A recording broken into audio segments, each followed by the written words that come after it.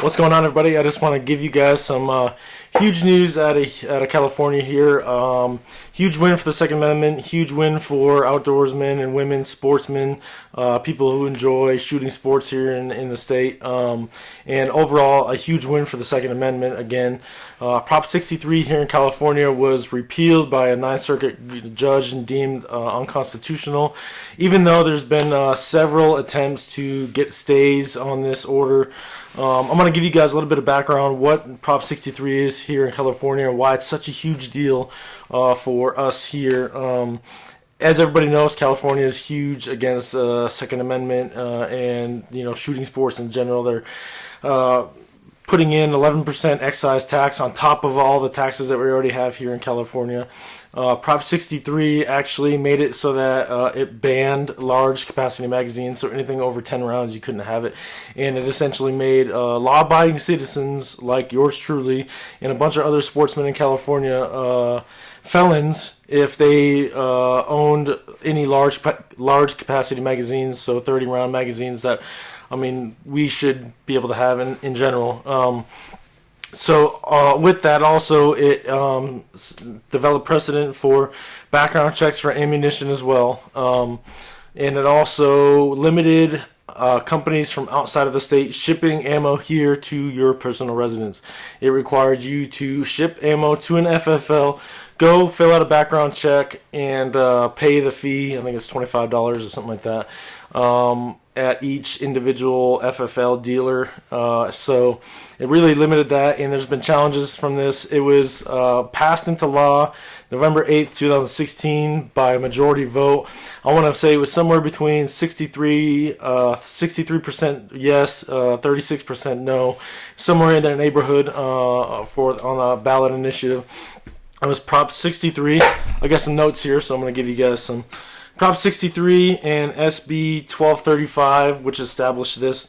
On January 31st, U.S. District Court Judge Roger T. Benitez ruled that California state laws prohibiting California buyers from purchasing and importing ammunition from out-of-state sellers violate federal law.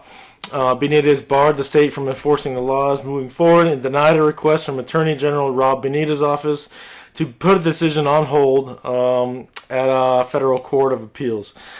This information is straight from LA Times, so I'm going to kind of give you a little bit more information here as well.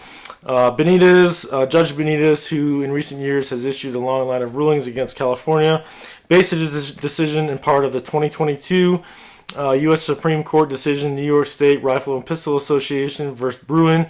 The decision said gun laws that aren't deeply rooted in American history or analogous to some historical law are generally unconstitutional. Again, Prop 63 and SB 1235 were passed on November 8, 2016.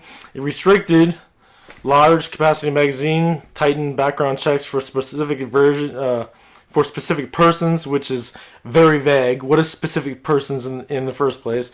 That could be me and you. It could be just about anybody. So it really put language into this law that can really go against sportsmen and women here in the state. And it established precedent requiring background checks on ammunition purchases and also making it buying ammo online and being able to send it to an FFL in the state and sending it to your house. It bounced back and forth from the Ninth Circuit Court of Appeals. And again, on January 31st, it was ruled unconstitutional, which, again, it is a huge win for us here in California. So go check it out. Go check out why this is such a huge deal for everybody in the country in general, but a huge deal for us here in California because it allows us to continue to make that fight for the Second Amendment. That is such a huge important thing here for us, and as well as it helps sportsmen out here in the state because it doesn't limit where we can get our ammo from, because the prices here in the state for ammunition, in order for us to go to these box stores and stuff like that here locally, because you can't get it online at a cheaper discount, at a cheaper rate, they just jack the prices up. So hopefully this allows us to get ammo at a cheaper price point, and it'll help out sportsmen and stuff in the state to have a wider variety of options. But again, go check it out. I just want to let you guys know what's going on here. Stay in tune with what's going on in your state and what's going on locally throughout the country as far as Second Amendment, especially for sportsmen. But again, thank you guys, and we'll see you on the next one.